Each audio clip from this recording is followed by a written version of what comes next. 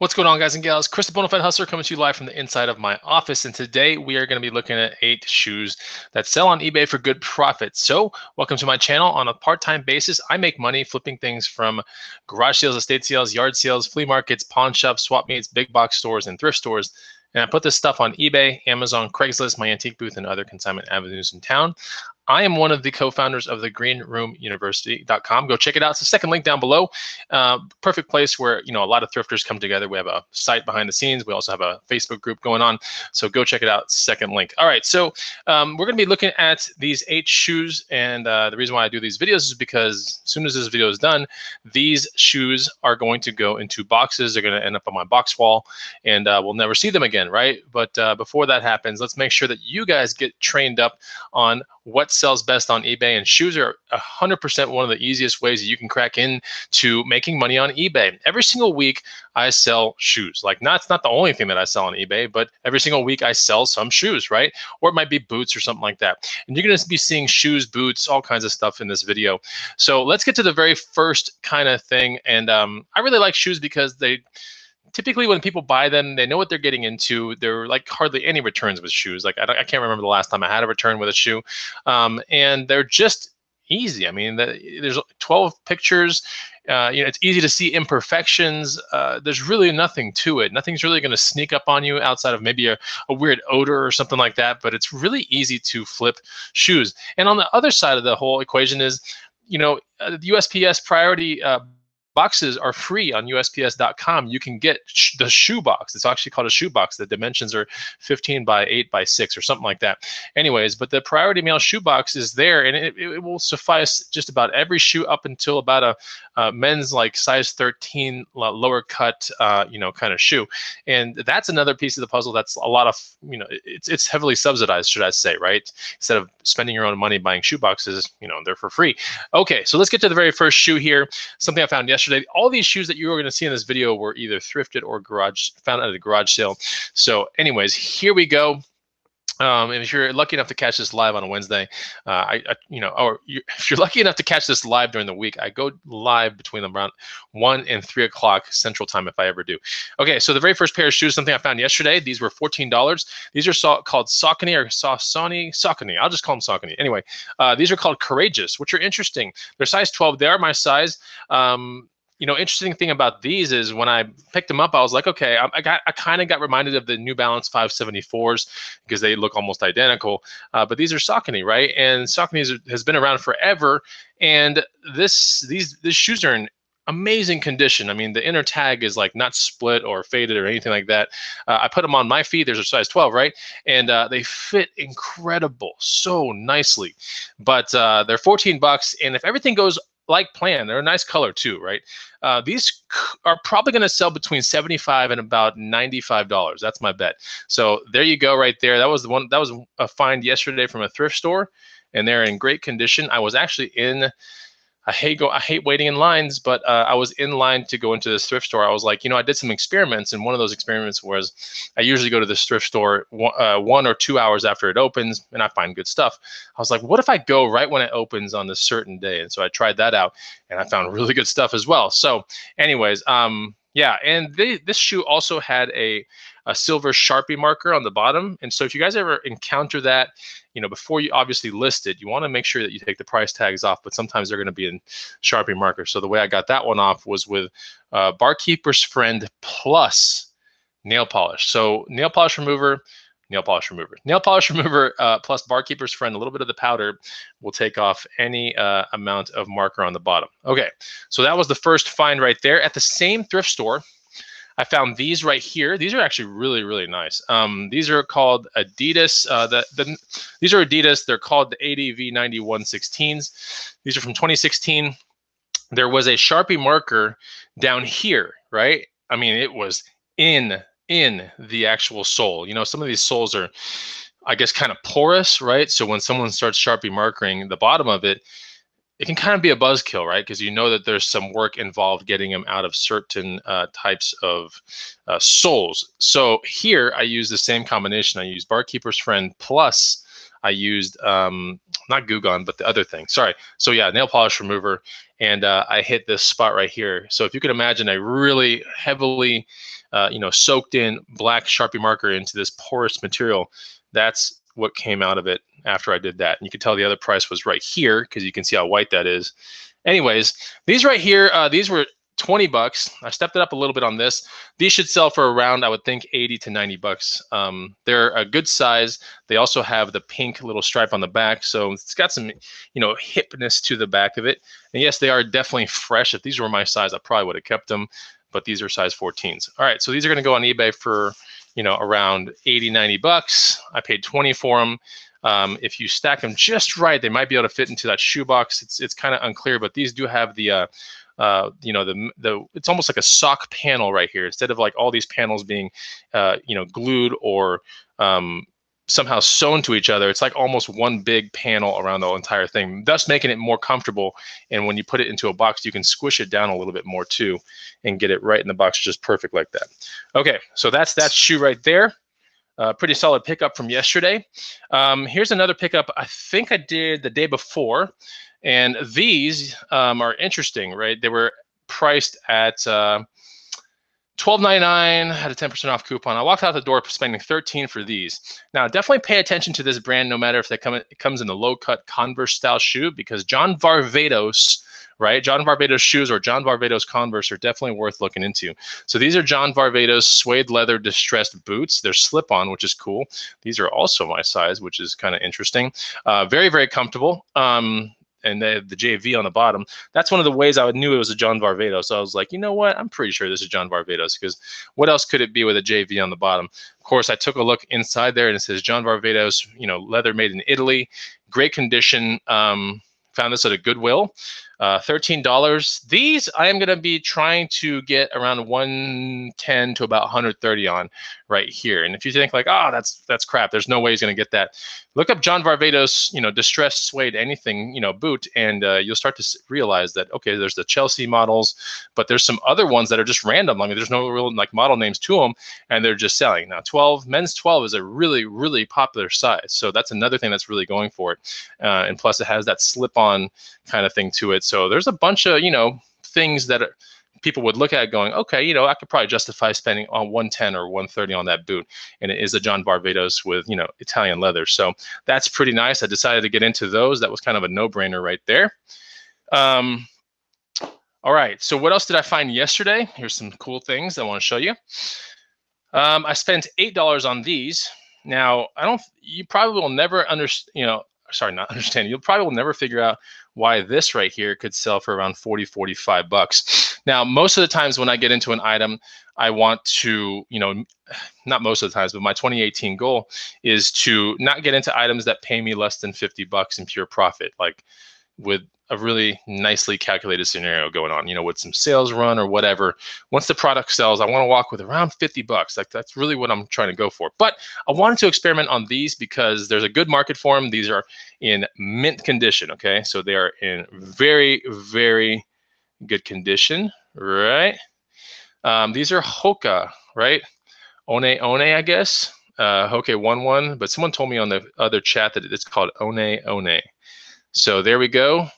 It's a running brand, right? And they made these sandals for people that want that same squish and that same good feeling kind of walking texture, I guess, to a sandal, right? So they make these.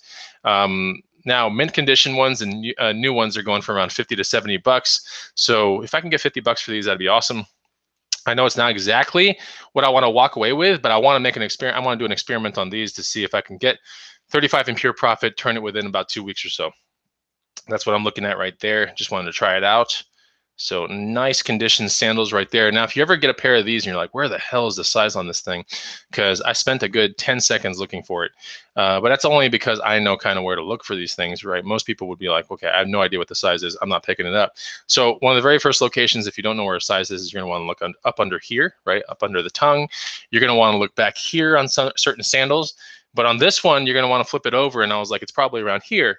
And sure enough, in very, very tiny, tiny letters and numbers, it's right there, right? You can barely see it, all right? But that's where it is. So if you happen to come across this that's where that's going to be. So these are mint condition, awesome, going up soon on eBay. All right, so if you guys are wondering, like, okay, so you said those are running, like they're not running sandals, but it started with a running brand. So I found some Hoka One Ones yesterday, or Hoka One Ones, whatever you want to call it.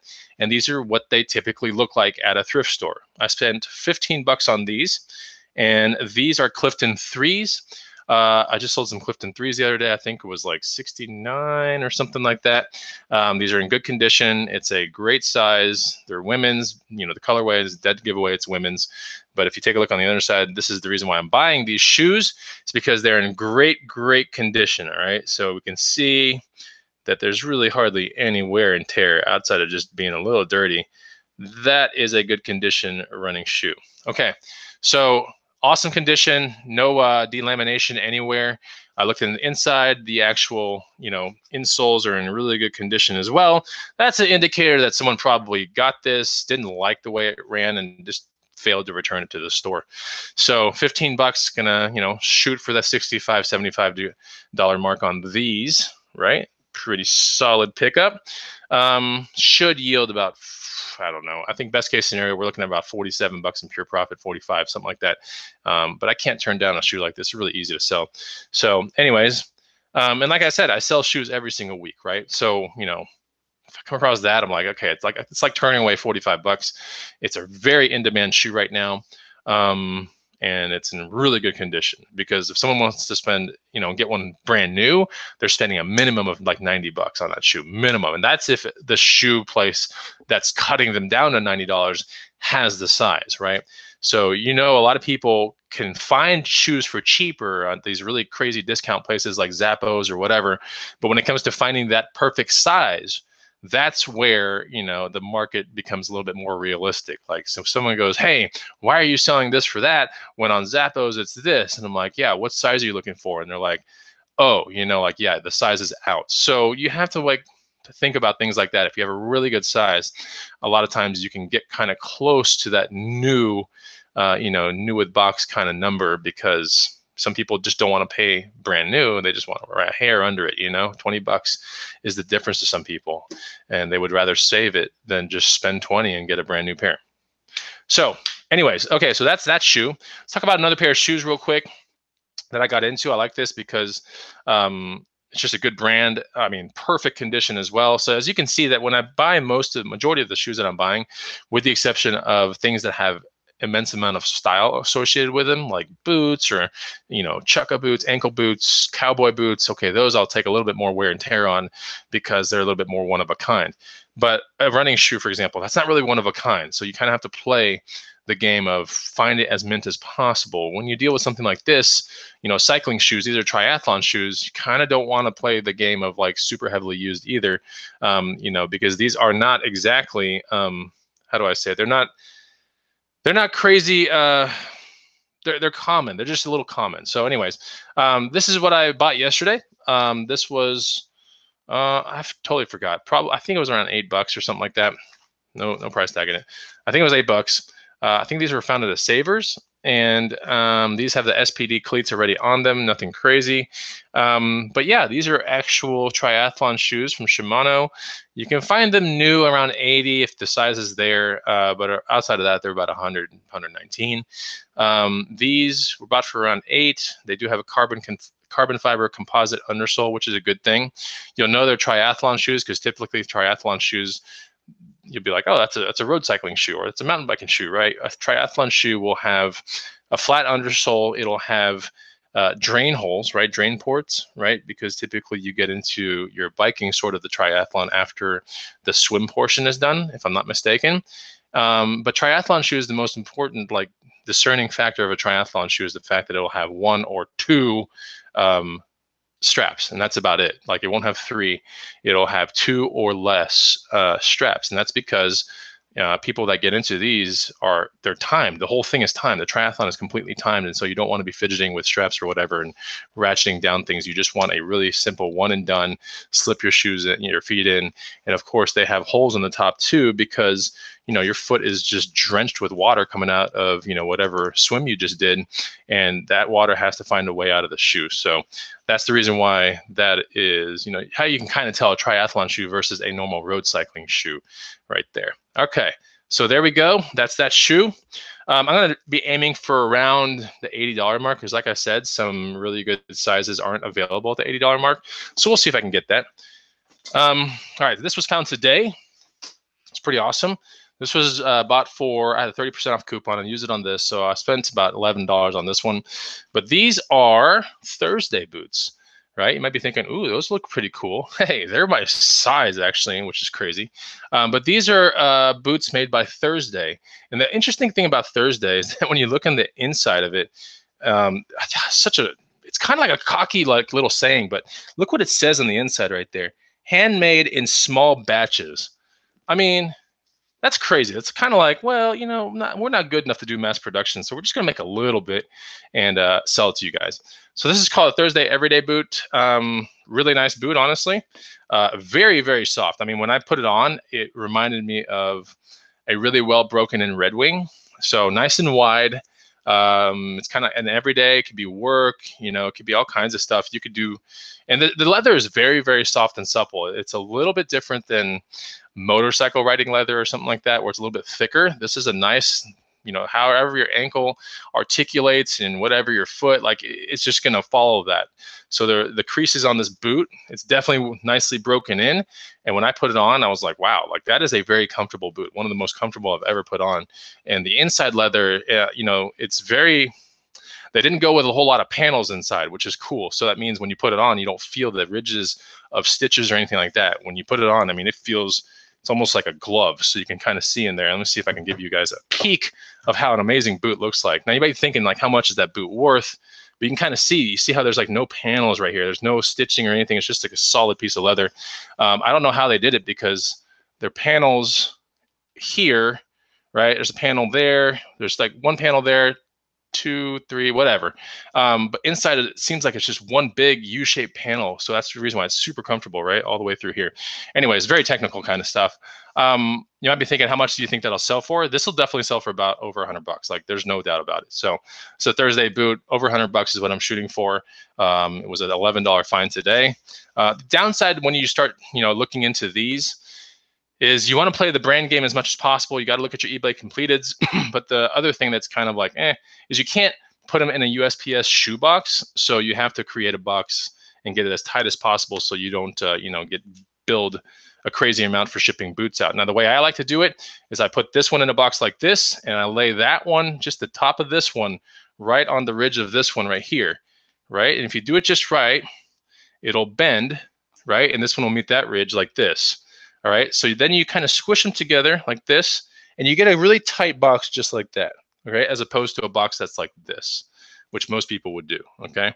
I'd much rather have it like that, and a couple inches, in diameter here or a measurement there saved means all the difference in the world when it comes to shipping sometimes. Okay, sweet, I got an interesting comment. I look weird with long hair, sweet.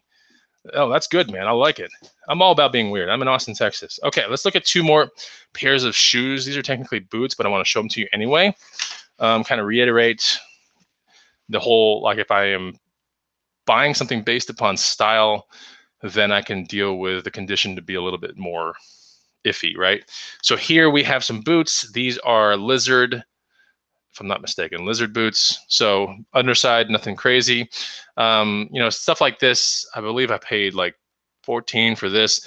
These will typically sell in my antique booth for around $60. On eBay, they can sell for around $80 to $100, sometimes more than that.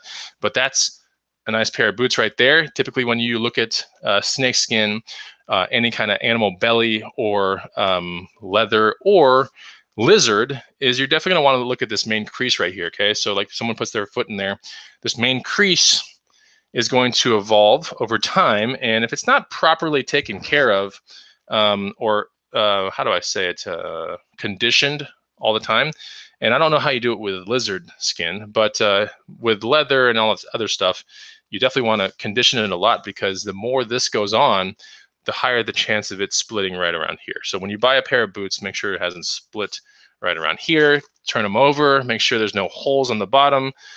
Looks pretty solid. So this could either be in two of my avenues, it could be in the antique booth or go to eBay. So that's basically that. And then here, sometimes you'll find boots that are leather, but they have accents from the actual lizard, right? So here we have a nice leather boot, but it's got some accents from lizard right here and on the toes. So that's something you might find out there. As usual, you find that main crease, you look at it and scrutinize it really heavily. And then from there, you can go, okay, what kind of boots are these? More than likely, these are women's. I guess not roper style, but just normal cowboy boots, kind of how I would do it. Got two different colors of kind of like the panel back here. It's kind of interesting, right? But, nice condition. I believe these were $5 from a garage sale, something like that, maybe $7. And these can sell for right around the same price, because they have, they're not all, lizard, but it has enough to go for it to where, yeah, I would think somewhere between this vicinity of 65 to about $90, something like that. So that's pretty cool. If I put it in my booth, that was closer to like $55. Okay, so that is the haul. I think it's I think it's a pretty decent haul, right? And it's definitely 8 cool things. And the funny thing is, I have more things here that I could show you guys, but I want to keep this video true to its title, which are 8 shoes that sell on eBay, or the best items that sell on eBay. Here are 8 shoes that will sell for good profit. But I have other items I could show you right now that are really cool that I found in the past, 2 or 3 days. But that's not what the video is all about. So if you enjoyed the video, if you learned something, then make sure you hit the like button. Very important. Leave a comment down below as well. And when you get a chance and you're wondering like, damn, he's reselling shoes. That's awesome. I wonder what other things I could resell. You can check out this guide down below. Put it on your phone. It's a free PDF. 100 amazing items to resell. It's the first link down below. Make sure that you get that guide, especially before peak garage sale season, which should be happening very soon, in the next month. In fact, when I was talking to some people at the garage sales last week, and they were like, yeah, our whole neighborhood's having, neighborhood-wide garage sale in a month.